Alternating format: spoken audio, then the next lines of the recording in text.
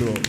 Praise the Lord from the book of Psalms, chapter 147, verse 5. Great is our Lord and of great power. His understanding is infinite. Amen. Praise the Lord. Praise the Lord from the book of Luke, chapter 1, verse 37. For with God nothing shall possible. Amen.